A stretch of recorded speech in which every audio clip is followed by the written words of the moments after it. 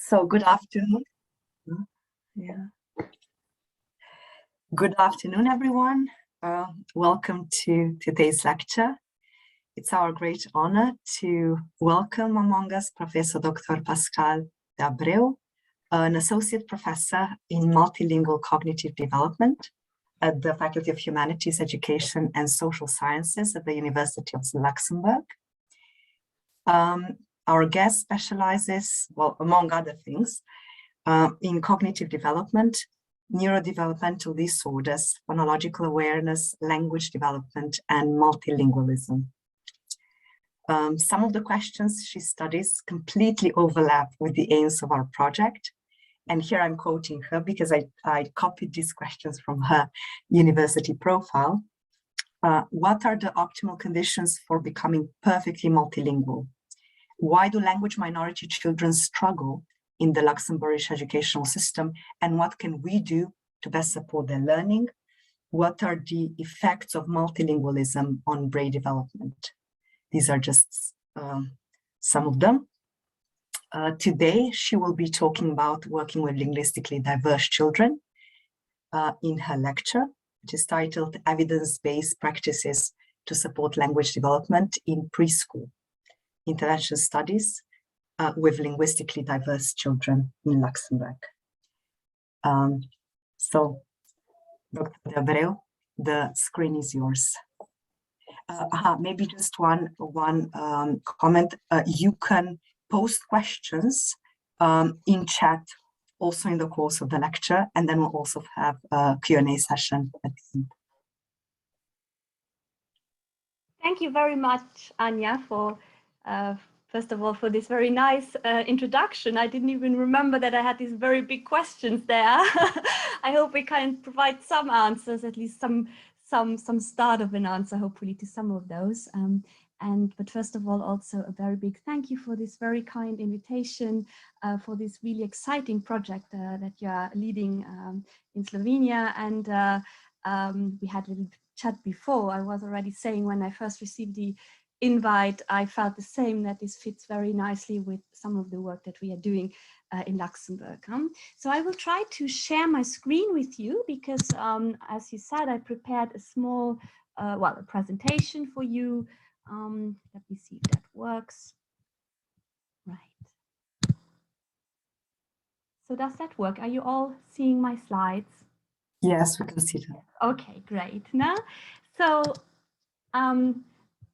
as you already mentioned, for today, I was thinking a little bit what I could present, and I thought about two specific studies that we did with linguistically diverse children in Luxembourg. So some evidence-based practices to support language development in younger children. So these are two studies that we did with children in preschool.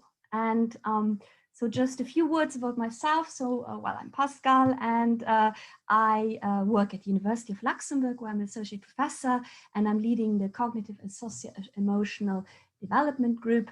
I'm a psychologist by training, so a lot of my research we actually do in schools. We take children out of classrooms and then we assess them.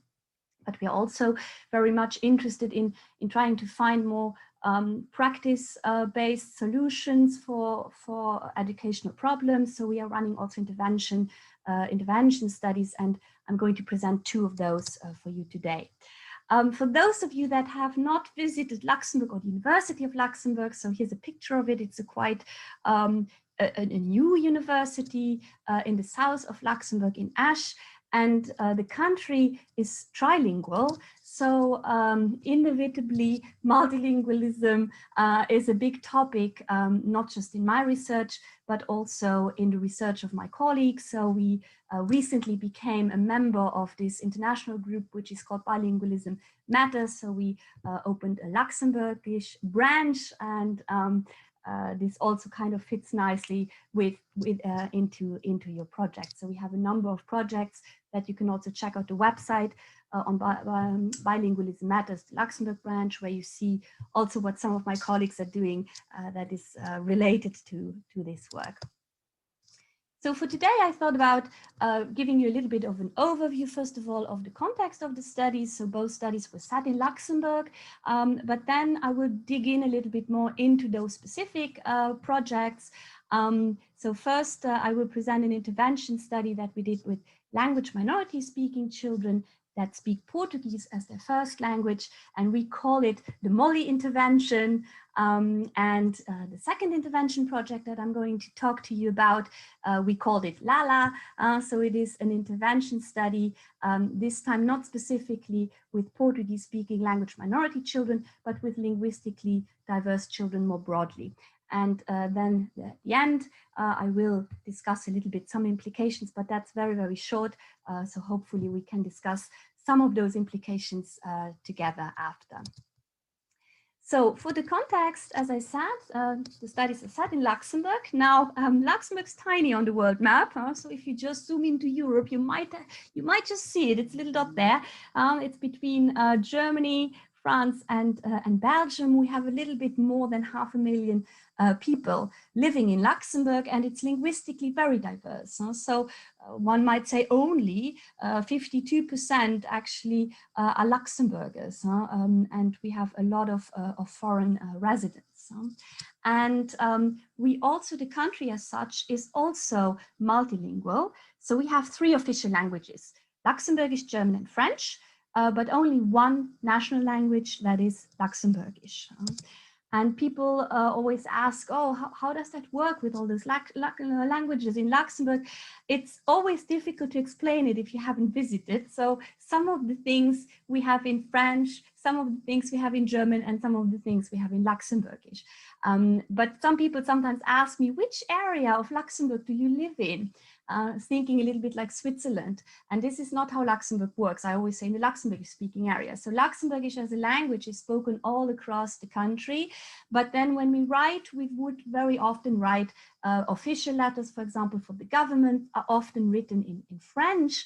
But then, for example, the media is often also in German. So it's really this intermix of many languages on a daily basis. Now the connection between Luxembourgish and German, they are close. So they are from the same linguistic family. Luxembourgish is a Mosel-Franconian language, and there are similarities with German. However, there are also differences. So here I put a bit of an example for you. So a very Luxembourgish word for handkerchief is Schnappisch, Taschentuch in German. So that's very different. And then we also have a number of words that are more similar to French, where we have the more Germanic way of saying it or the more French way of saying it. For example, the opposite, Gegendeel or contraire, Velosfuhrer oder Cyclist, Regal oder ein Etagere, Feststellung oder Constat. So these are all kind of words that we can use depending on where you grew up or where you live. You might have more of a tendency to use the more French sounding words or the more German sounding words. So Luxembourgish as such is really a Germanic language, but integrates some words from other languages as well. Now about the student population in Luxembourg, it's as the country very linguistically diverse. So here you can see that around 41% of students in Luxembourgish schools speak Luxembourgish. A lot speak Portuguese. So that might come as a surprise to some of you. This is not always something people know that do not live in Luxembourg.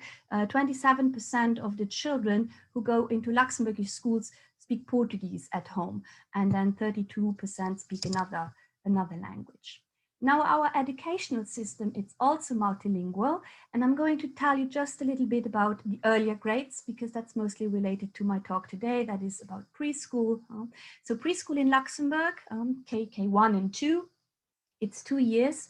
It is compulsory, and the main language spoken and learned is Luxembourgish. And then when children come into grade 1, when they are 6, they start to learn German. But, and again, this is often a surprise to people, they do not learn to read and write in Luxembourgish, but they learn to read and write in German. So Luxembourgish is still taught as a language, but the main focus in primary school, it's on German, and alphabetization, it's also in German. And then a year later, they also are introduced into French, but I'm not speaking much about this today because, as I said, the focus of these intervention studies was really on the earlier school years. And as I mentioned, a lot of the children in the Luxembourgish educational system speak Portuguese at home. So when they start kindergarten, around 27% of them do not, are Portuguese speaking children who do not necessarily know the school language.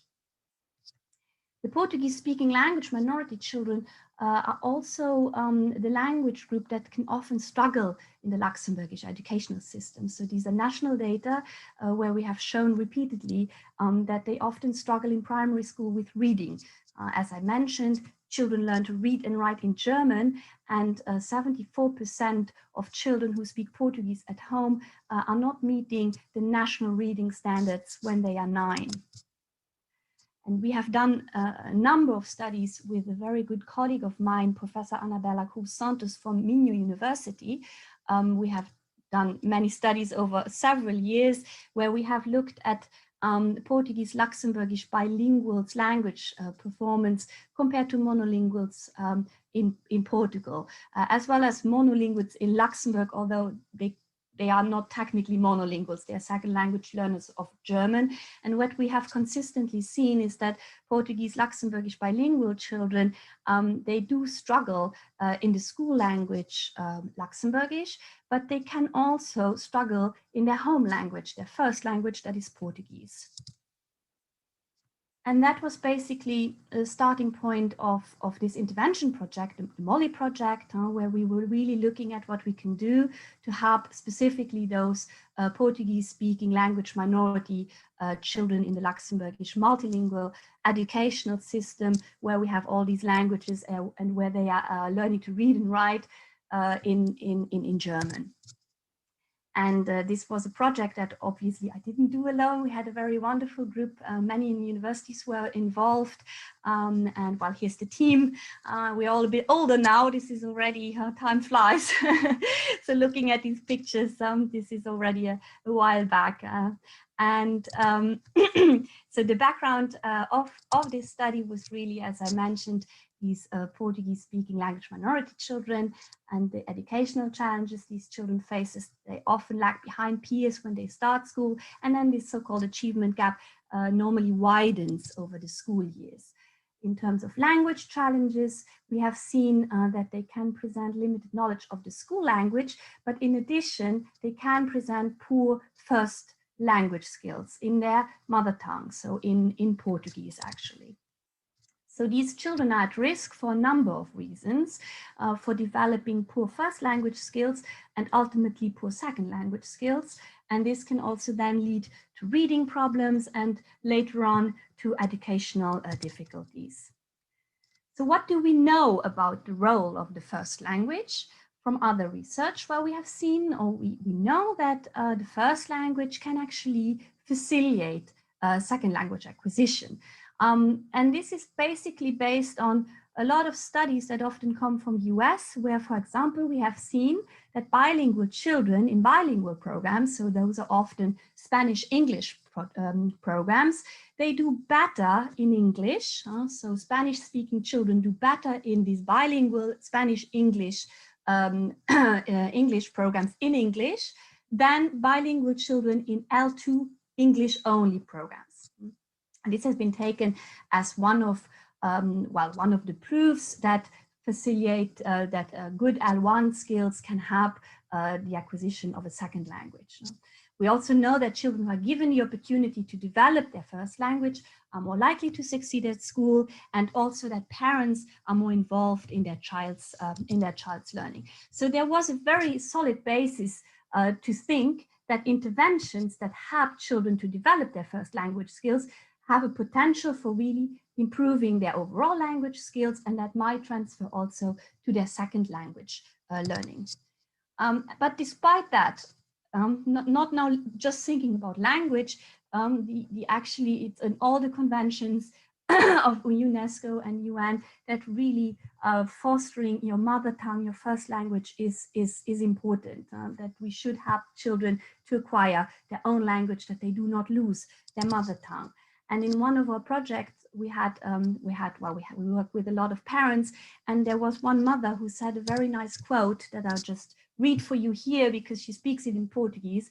And she says something like this: the Portuguese language is important to me, that my children keep it, to not lose their origin with the Portuguese language, the connection with the culture, to always have a connection with our family, which is Portuguese, and with the history and culture of Portugal. I find this quote very important because from the rest of the talk, I will very much focus on language and transfer of possibly a good first language to second language. But I don't want you to forget that there's much more to learning a first language than just the impact this has on language. It involves many, many aspects of a child's development. So why did we do this study then? Well, it seems clear that the first language is recognized on an international policy agenda, but we still have insufficient empirical research on the effectiveness of such initiatives. So for example, coming back to these studies that I just told you about, where we looked at these bilingual programs, there are actually people saying, which is true, that these studies are not very controlled. So there might just be, that children in these bilingual programs, they are inherently different to children that get into monolingual programs. That maybe the ones who have the best language skills from the start are offered a place in a bilingual program. So it's not really the fact that they are learning their mother tongue that makes them better, but they were better from the start. So that's what we wanted to do in this study, to really use a very rigorous scientific design to test this theory, that the first language can have an effect on second language learning.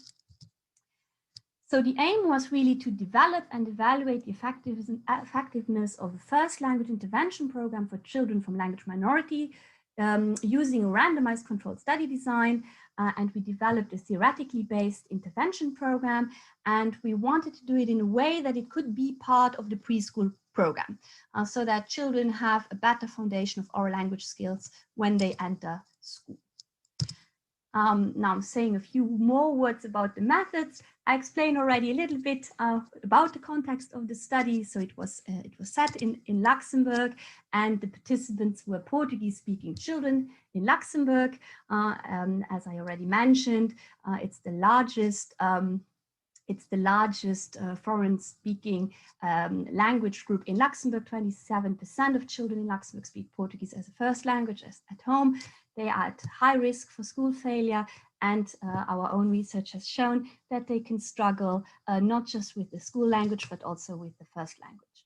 So in this project here, we worked with 186 children, and they were between 8 and 5 years old in 16 schools and 84 classrooms. And in terms of language background, 87% of the children only spoke Portuguese at home. So mother and father spoke Portuguese. 12%, they spoke also just Portuguese at home, but one parent would indicate being bilingual, Portuguese plus another language. And I think literally one child was in a way bilingual in that one parent spoke Portuguese and the other parent spoke another language. And we used a randomized controlled study design, a so-called RCT. Now, I think one of the advantages of COVID, there are not many, but this one is one. People are more aware of these kind of trials. This is kind of similar to what you would do in medicine research, that you would say, okay, we have like a treatment or an intervention in our case, and then by chance, some of the children will get it, and the other group, they will get an alternative intervention. And then we will follow those children, and our expectations would be that the kids who got our intervention do better after. That's what we had hoped for.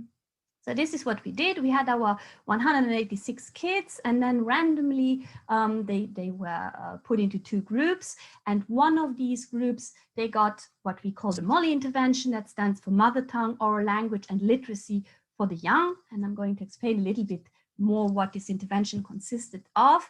But the other group, I just see there's a spelling, a typo, so it's not an active, it's an active control group. So it was actually these children would also receive an intervention, but an intervention that was not focused on language, but on early mathematical skills, and that was actually delivered in the school language Luxemburgish. And the Molly intervention was really about fostering the children's first language, Portuguese. So we actually based our intervention on an existing intervention program from the UK, the Nuffield Early Language Intervention. So this is an intervention that has shown good effects in English-speaking monolingual children. So we kind of adapted this intervention to Portuguese and for this specific context of language minority children. And we added also a number of activities. What did it consist of? Well, it ran over 30 weeks, and it was, as I mentioned, for preschool children. So the children started in year 1 of preschool when they were 4, and then they stretched over 2 years, so into the 2nd year of their preschool. And they worked in small groups of kids 4 times a week in sessions of 20 to 30 minutes each week. And what we were teaching them, it was, well, we used a very explicit and systematic approach. So we had, this was a structure. They first did the Molly 1 program, then the Molly 2 and the Molly 3.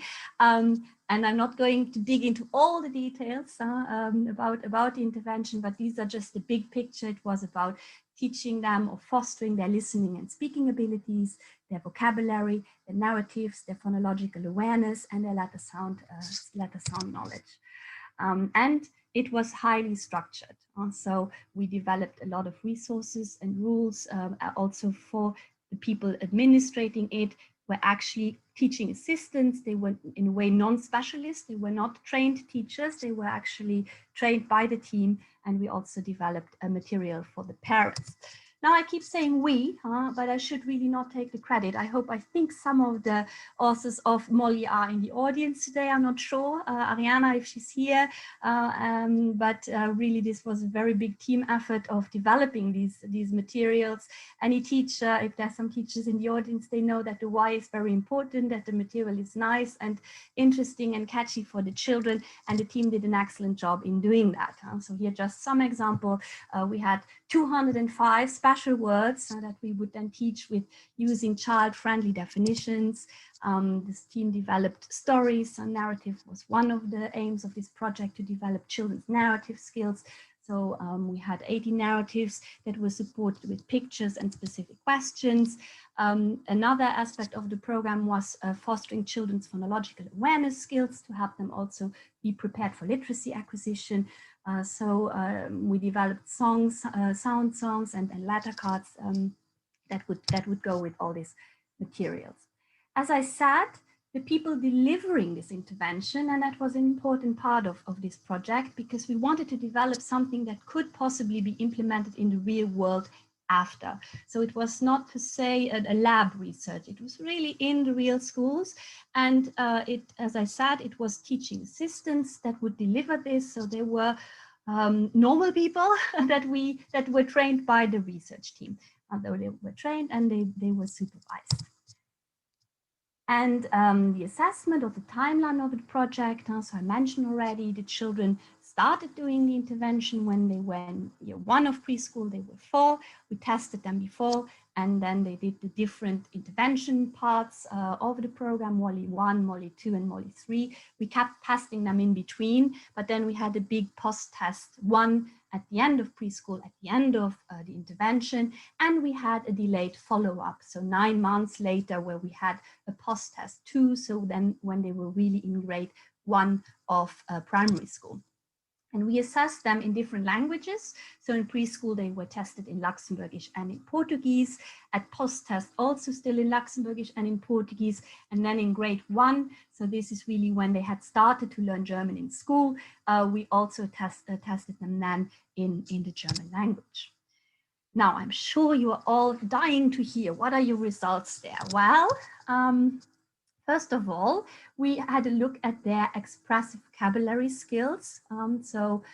Again, comparing them with monolingual age peers from Portugal and with age peers from Luxembourg. And we saw what we normally saw in all the other research that we did, that the children, the Portuguese-speaking children from Luxembourg, they did have lower language scores in not just Luxembourgish, the school language, but also in their first language, Portuguese. And here are now the results of what we call our intervention effects.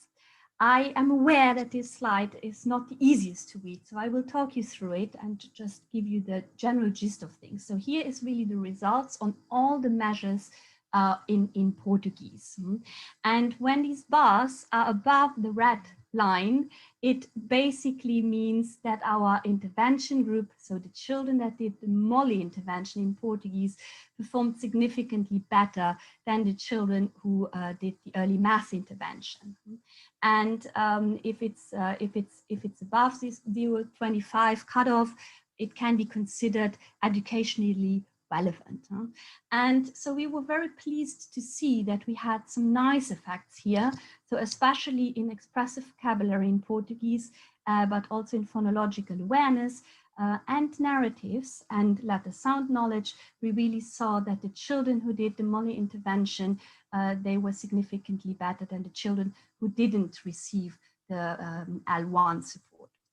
Now, how does it look for what we call our secondary outcomes? So now these are the measures in Luxembourgish. So remember, the children, they were supported in Portuguese. We did take the children out of the classroom.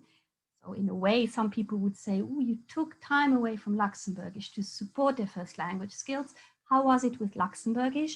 Well, we were also very happy to see that we found some interesting effects also in Luxembourgish. So in receptive vocabulary, in narrative, and in phonological awareness, we seem to have some transfer effects to the second language, the school language, Luxembourgish. Now for German, that was tested in year 1. We didn't find any significant effects, neither in vocabulary, nor in phonological awareness, nor in reading. So the conclusion of this first study really was, first of all, the summary of the results. So our early language intervention in Portuguese, MOLI, with language minority children, we found some improvement of their first language skills. But we think that it's not enough to just give them some support in preschool. So ideally, we would look at more long-term support to strengthen children's first language skills further. We also found some improvements of some of the language skills in the second language, but we are aware that if merely the aim is to support the second language, it's probably better to give second language support. And I will return to this in just a second, but it was very encouraging that we saw that we had some improvements of some of those language skills. And the third point, as I mentioned, this is an important one, the intervention could be implemented in a real world settings. This is not so easy to do because for a number of reasons. So it's nice that, that this was a program that could be delivered by trained teaching assistants in this educational context in real schools. So the take-home message from this study number 1, it is possible to support the family language effectively, and there are no indications that if you support the first language, it is somehow detrimental to second or third language acquisition. And this is not always clear to people. It might sometimes not be intuitive. As I mentioned, even in this context where we ran the study, there were some concerns that we would take children's time away from the Luxembourgish language by teaching them more Portuguese. So just by seeing that their Luxembourgish did not get worse, but their Portuguese got better, that is already a very good and important result on its own. Because there are indisputable advantages and values of multilingualism that go beyond just language. It's about culture, cognition, education, and all. And we see in these specific children are really at risk of language loss, of language loss of their first language. So we really should prevent this from happening. So our position is really that the first language should be promoted with or without potential for cross-linguistic transfer to a second language. but it was still nice to see that our study was in line with our original hypothesis, which is that if you support the first language, that this can have positive effect on second language acquisition. So now let me move on to the second project that I wanted to present to you this evening. This is in a way similar yet different. So this is a project that we call LALA. It's another intervention study, a little bit of a different design. And as I mentioned, this is not specifically now for children who speak Portuguese at home, but more broadly for linguistically diverse children. And again, it was a collaborative effort with Cyril Veala, who works also at the University of Luxembourg, and a colleague at Sheffield University, Silke Fricke, who was also involved in the MOLI program. And this study is actually written up, so if you're interested, you can read about it. It's published in Frontiers in Psychology. So again, the background, kind of same thing, same story. Luxembourg, preschool, Luxemburgish, year 1, learning to read in German, but this time now looking at this more diverse school population with children speaking many different languages. So here's just a little bit of an overview. The general school population in preschool, around 54% speak Luxembourgish. Very few, 1.5, speak actually German, which is the language of literacy instruction. And around 40% of the children in Luxembourgish preschool do speak a non-Germanic language. And many children in Luxembourg, so these are not just the Portuguese-speaking kids, but overall, children have struggled to learn to read. As we are doing this in the second language, German, these are again national statistics. When children are 9, almost half of the children do not reach national reading standards. And in PISA, we used to take part, we are no longer taking part, but we used to really rank quite bad. We were always below the OECD average in reading. And now looking at children in Luxembourg, the language groups, we really see that the Luxembourgish and German speaking children and other kids, they significantly differ. So if we just look at the Luxembourgish German speaking children, around 26% fall below average. But when we look at French speaking kids, it goes up 47%, and then the Portuguese speaking children, these are the data I showed you before, 74% struggle in learning to read in German. Now about the foundational skills for learning to read, I'm going to really not dive into this too much, but basically there are a number of theories about how children learn to read, and a lot of them conclude that there are a number of abilities that are important. One of them is phonological awareness, so our ability to recognize sounds in spoken words, but also our letter sound knowledge, so the abilities to detect those sounds, but also to then link them to letters. But we do know reading is much more than just decoding. It's also, it has to do with understanding our language. So spoken language plays a very, very important role in reading development, especially at later stages where children are really, where kids need to understand what they are reading and not just decoding. Now, what we know from intervention studies in the reading literature is a lot of positive results. So we have positive effects of those intervention studies that foster those so-called foundational skills on later literacy acquisition. But again, most of those studies ran in monolingual context, and there's really insufficient empirical research on the effectiveness of such interventions with linguistically diverse children. So the same question somehow was in LALA as we had with MOLI, what does really work and how does it work? So here the aim was to develop and evaluate the effectiveness of an intervention program for linguistically diverse preschool children using now a quasi-experimental study design. So it was not an RCT, but it was a quasi-experimental design. This time we were developing an intervention program that could be delivered by regular classroom teachers as part of the standard curriculum. So here it was really delivered in the school language, which is Luxembourgish in Luxembourg preschool. And we were interested to look at the effects of our intervention first on all children, but we also wanted to see the effects on children that had low language skills specifically.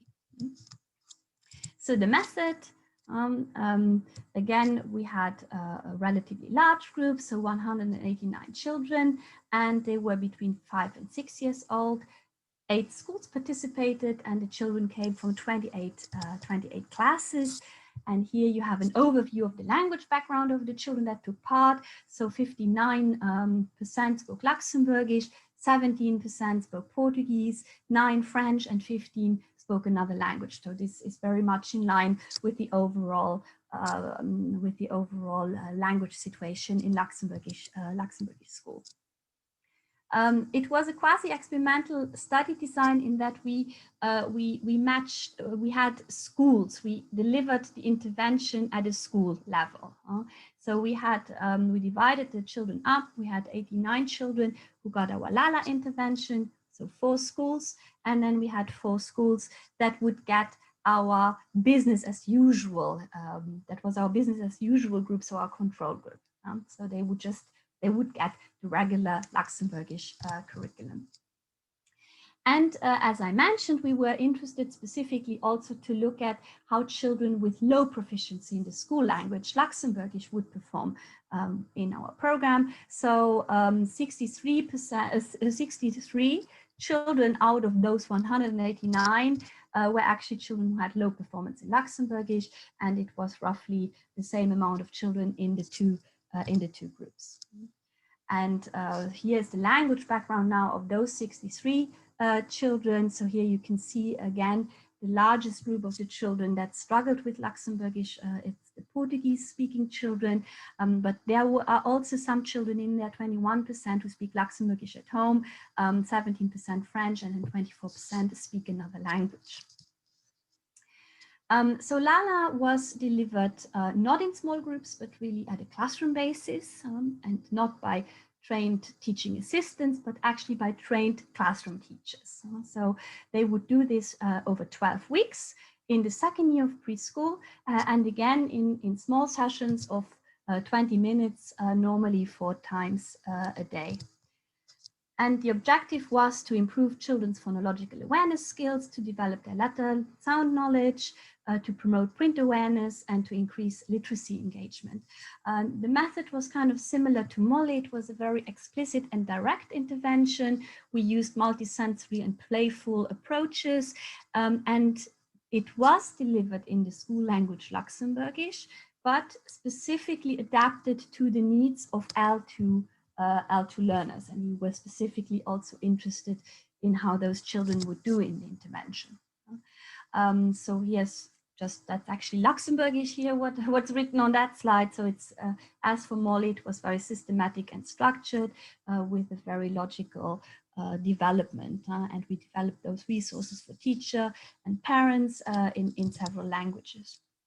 And here again, just some examples for you to have a look. So we worked with sound cards and sound songs. We developed also sound stories that would go along with that. And here are our teachers who delivered the intervention. It was a whole story around a character, Lala, and Lala is from Brazil, and she's a parrot that comes and visits Luxembourg, and that wants to learn all these funny sounds that she's picking up. So I do not know how it is in your country. In Luxembourg, we have a lot of women who work in preschool. So the only man in that picture is actually the postdoctoral scientist, Cyril Veala. So these are our teachers that took part in this project. And here for the timeline, again, similar to Molly, we had a pre-test, so that was before the intervention started, and then the children who did LALA did this for 12 weeks, and the other group did the normal curriculum, and then we tested all the children again immediately after the intervention, still in preschool, and then we waited 8 months for children to have started year 1. They started reading instruction in German, and then we did a post-test 5 months after they had started to learn to read and write in German. And we tested them while in preschool in Luxembourgish only because they hadn't learned German yet. And then in grade 1, we could test them in the 2 languages, Luxembourgish and German. So now about the results. So again, these slides are in a way very similar to the Molly. You can read them in the same way. So if the bars are up, that's a good sign for us. That means the children in our LALA intervention group did better than the children in the control group. And here you can see that most bars are up and most are above our educationally relevant bar in red.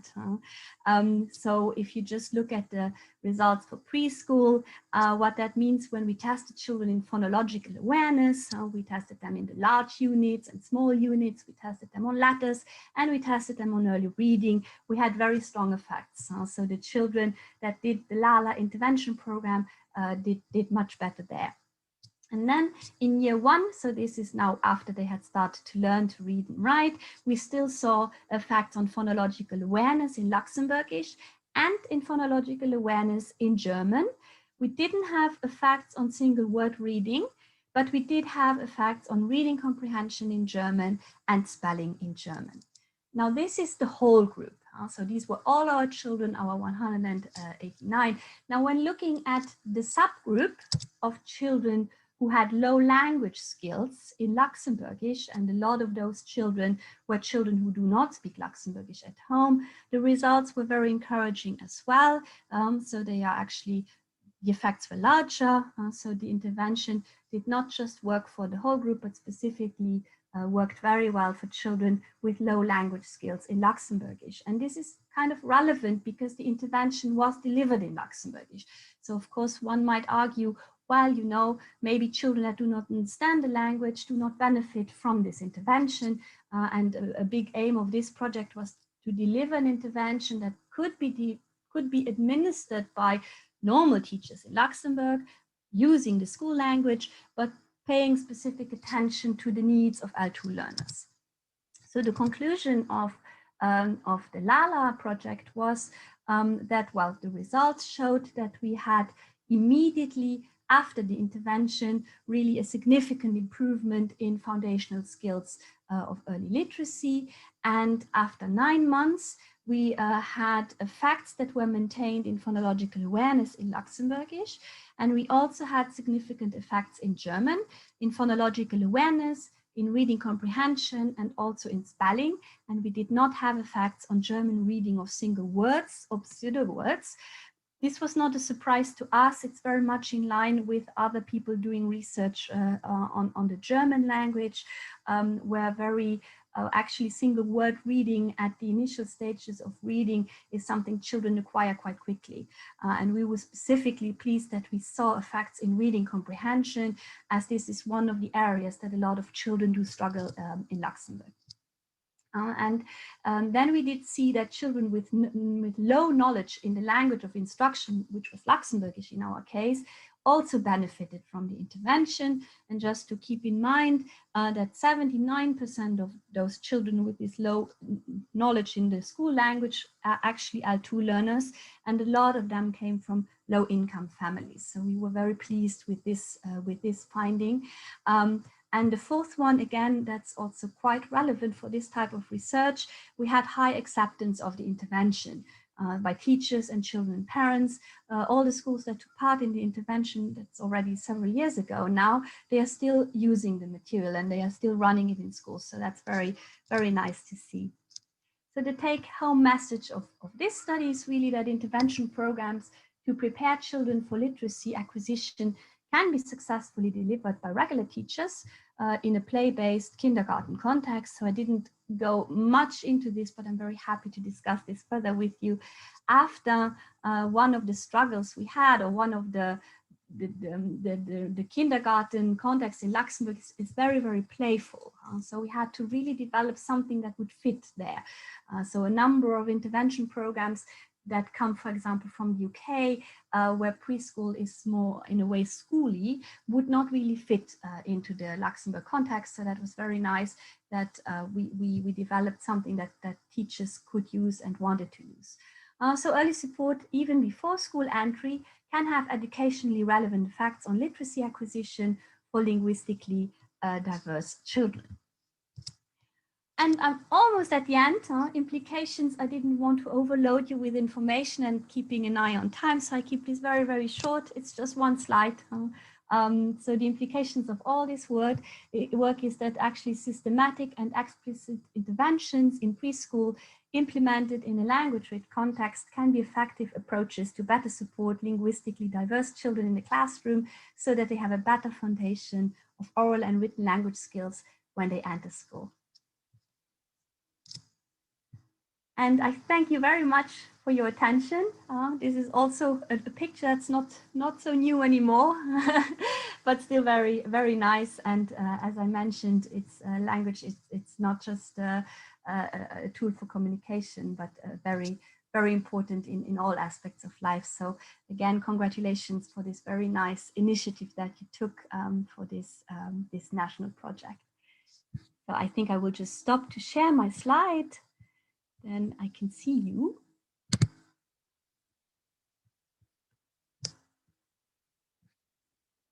Thank you very much.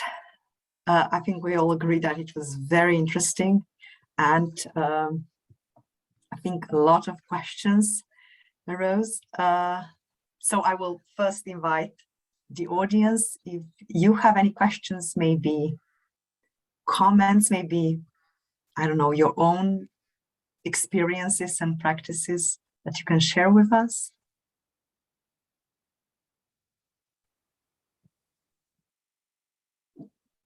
Let me break the ice. You said that, if I understood correctly, the Portuguese-speaking minority is the biggest minority in Luxembourg. 27%. How come? Oh, you know, if I'm not mistaken, there are some people in the audience here. Anna can explain this better because she's from that community. This has actually historical reasons that we had a lot of Portuguese immigrants. I think it was in the 60s. Before we had the European Union, we needed, workers came to Luxembourg and they allowed for family reunification. And the Portuguese community grew in Luxembourg. And I think it is still growing. Very interesting. With the first intervention program, so Molly, as you said, you worked with teaching assistants that were trained by you, and you worked with preschool children. So my question is, no, I know that you mentioned parents. I know, and if I heard correctly, you also mentioned materials for parents. So my question is, how did you get the parents involved? With preschool children, parents immediately come to mind right there, and especially when because you talked about the first language intervention. Yeah. Yes, exactly. So it was not really an intervention where we involved parents directly in, we would really control for this. So we developed a number of materials that the children would get home. I remember, so we did newsletters, regular newsletters, to keep parents informed what children were doing in those interventions, and with some ideas what they could do at home to foster this further. And we would also give them like these books that we developed. They could take the books home to look at those at home. But yes, this is indeed difficult. So we always planned another project where we would say that would be so nice to now see if possibly this intervention could also be delivered by the parents. So really that they do it, and that would definitely be another avenue to explore in future projects. But let me just see if Ariana is, because I think I saw her name somewhere. Yes, I'm here. There? I'm here. You want to say something, because Ariana was actually the postdoc on the project, and she is from the Portuguese speaking community, and she developed a lot of the material. So Ariana can explain this better than I do. what can I explain better? How we work with parents. How we work with parents. Yeah. So we didn't work with parents very, very closely. We work more with teachers.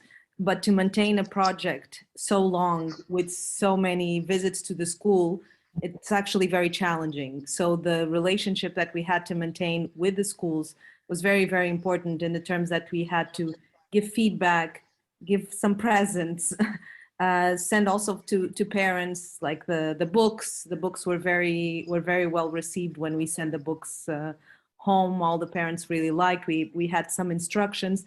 We also had newsletters to the parents that would go every, I think it was every point of the intervention. We sent a newsletter saying what was happening in the intervention, what materials that they will learn, and also giving some indications of things that they could do at home. And that was really helpful.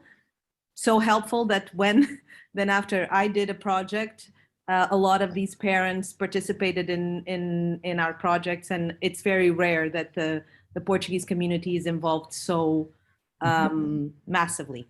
Mm-hmm. Okay, great. Because I think that with the benefits of also strengthening the first language, right? Yeah.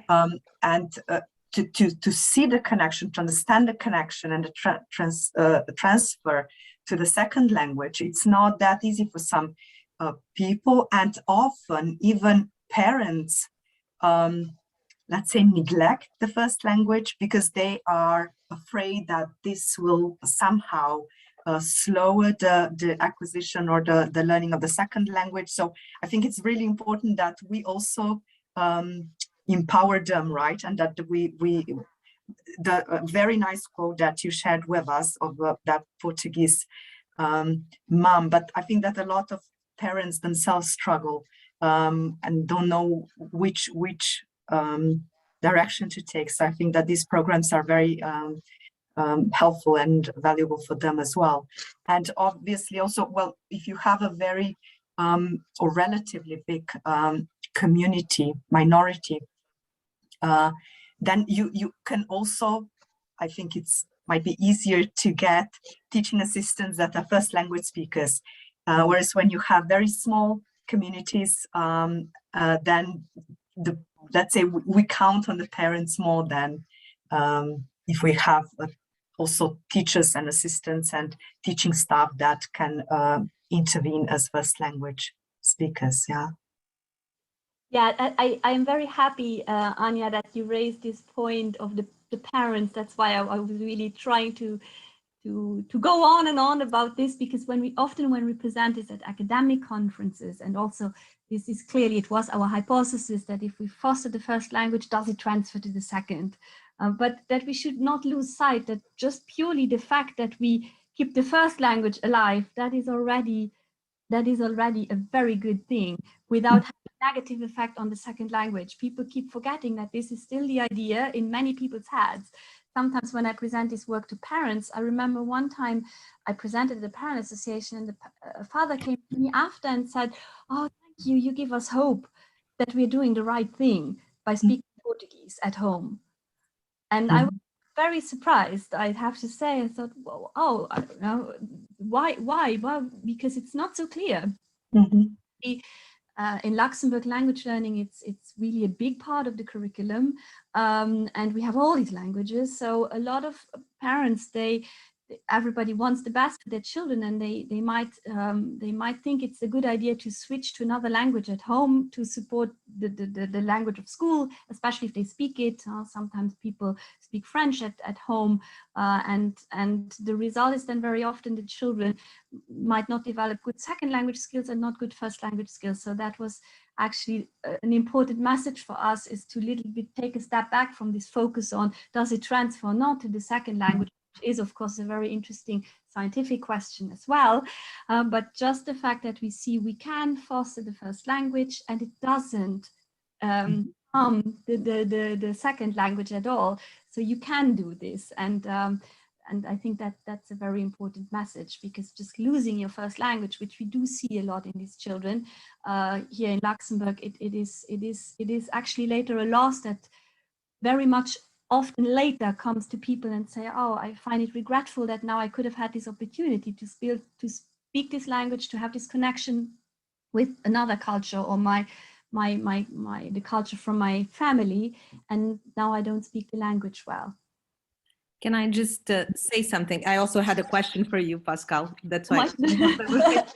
So actually, I think Luxembourg is a very different country in what relates to the parents speaking the language, because I think actually here the parents do speak Portuguese, at least the later generation.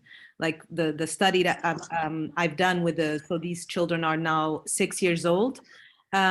All these parents really had the Portuguese at home from the beginning, and then when the children go to school, then that's when the fear kind of starts, and when they either start to the parents that speak Luxembourgish start bringing a little bit of Luxembourgish home, or we see in the data of my project, we see a big difference between the language skills of the children that have brothers that are older and that don't. So my question to you is, in Luxembourg, we do find a lot of parents that maintain the Portuguese at home, and I think you're doing a great job in actually reassuring these parents, and everyone talks about this, and I think this is great work.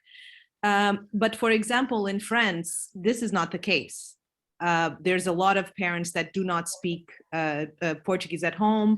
The children lose the language.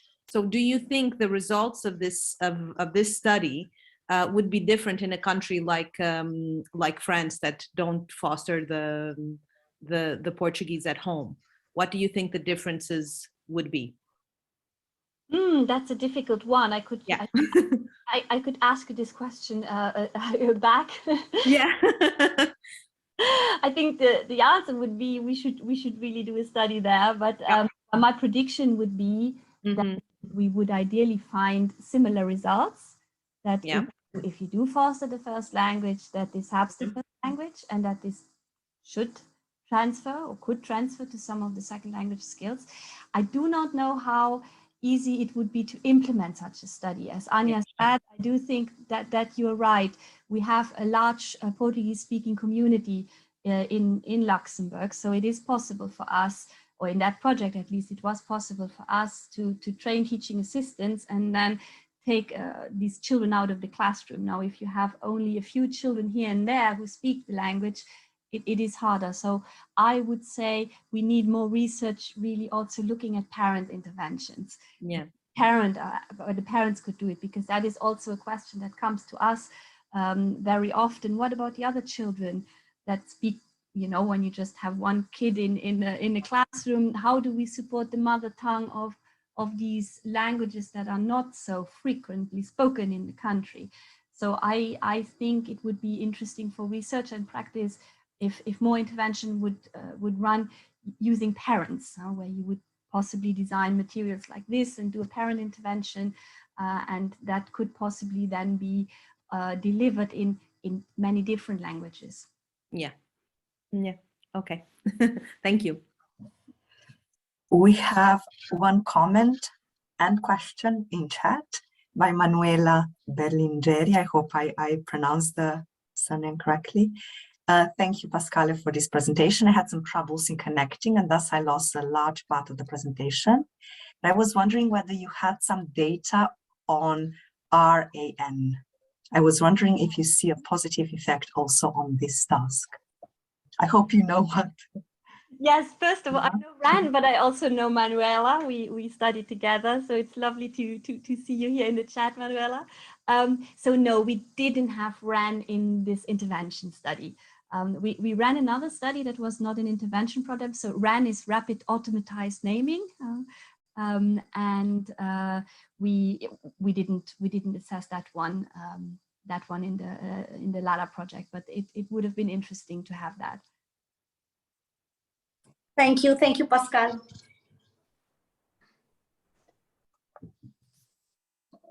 If I can ask, have another question, that one is connected with LALA.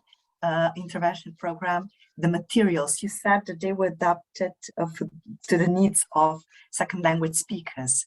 How exactly? What did you? Thank you. That's a lovely question that I love to answer. So because I went over some bits a little bit fast. Huh? So well, a number of things that we did. For example, we had activities that would involve a lot of non-words, like just making up words, or whenever possible, we would invite children to bring in their home language. So, for example, children would be introduced to a new sound, or, and then they would say, think about words that start with o, but it doesn't need to be a word in Luxembourgish. Think about a word. When you speak Portuguese at home, this sound exists in the Portuguese language, or French, or German, whatever language you want to bring in, to make children realize that there are connections between languages, and to be open about that. But then we had also a few. Well, this is qualitative in a way, but it was still nice feedback that we got. So we also developed a developmentally appropriate storyline. And this idea of this Lala parrot, well, what teachers fed back to us was, oh, it was such a nice idea that this was a parrot who is an immigrant. So a lot of children could even identify with this parrot that came from another country and that was a little bit lost with all those languages and all those sounds, to see, okay, there are connections. And then there were a number of more didactical tools that we used. So the activities would not be too fast, and there was always quite a lot of repetition. So it was really aimed at L2 learners, or children who struggle. So it was done in the whole classroom, but we kind of know that children who do not struggle with learning to read and write, they will learn to read and write once they're introduced to literacy, even in grade 1. But it's the others, the ones that we lose somewhere on the way, that we did this intervention for. Or another thing that we did, all of our activities had easier items and harder items. So the teacher could adjust the difficulty to the level of the children without children knowing. And this was a nice thing. The teachers give us good feedback about this. So especially in phonological awareness words, if you would say a consonant cluster at the beginning of a word, it's harder to identify the sound there than if it's not a consonant cluster.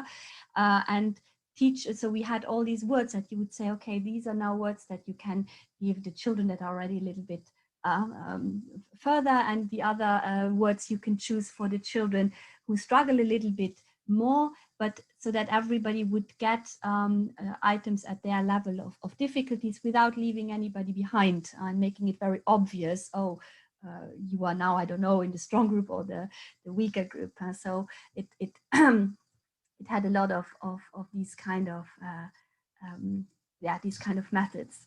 But a big one was the repetition, and also not too fast paced. Thank you. Do we have any more questions?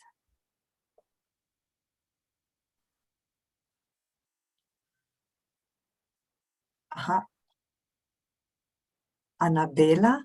Yes. Yes. Thank you. Yeah.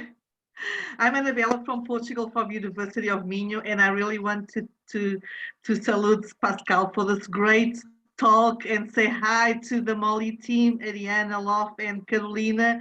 It was a pleasure to be there when Molly was carried out at schools. I was in my sabbatical, and I've been working with Pascale in the University of Luxembourg for so many years. So I just want to greet you all and say what a nice job you have done, Pascale, with all your collaborators in helping the Portuguese children and families to be included in the community in Luxembourg, because it's not easy with all the language questions, and they really need your help. I was just thinking, and I have this question for you. Do you have any plans to develop intervention programs for older children? Because Molly was for preschool, and I think it would be really, really interesting to have these intervention programs for maybe older kids, that are also struggling a lot with reading and writing? Do you have some plans? Could you share with us your thoughts about these older children? And thank you very much once again. Thank you, Annabella. It's lovely to see you too. It's so nice to see so many familiar faces tonight. And so yes, so I mean, you did see that in some of our results, especially well, now for Portuguese, we had very good effects, but not on all language skills. So one of our conclusions is, and this is really the case, these 30 weeks, that is not enough. So ideally, these children should get ongoing support in the first language, and that would be a very nice project to do, to see, to continue possibly the first language support in year one. The ideal scenario would not be that you would, I mean, that would be really nice if we could just give 30 weeks of intervention in preschool and then, you know, the language, everything is great, but this is possibly not how it works. So we really think it's important to give ongoing support and to develop this further. That would be great. Yes. But at the moment we do not have a project like that running, but I'm very happy to develop one with you. Thank you. We never know. Thank you very much.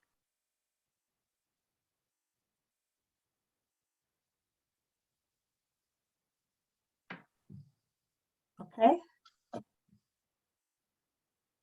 Anyone else?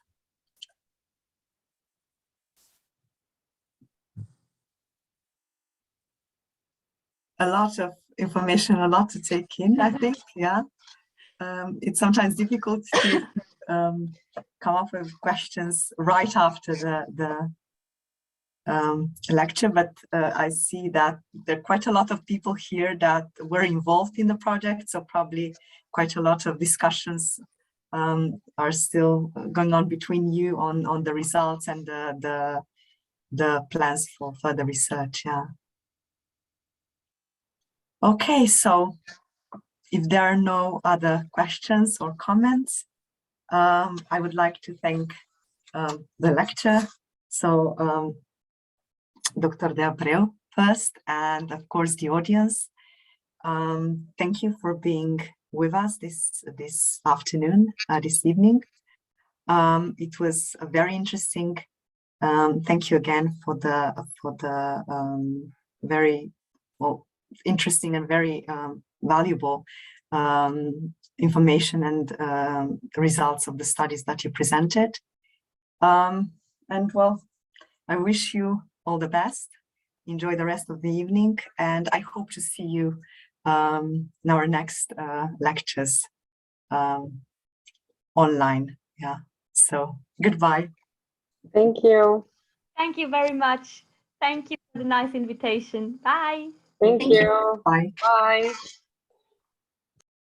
Bye.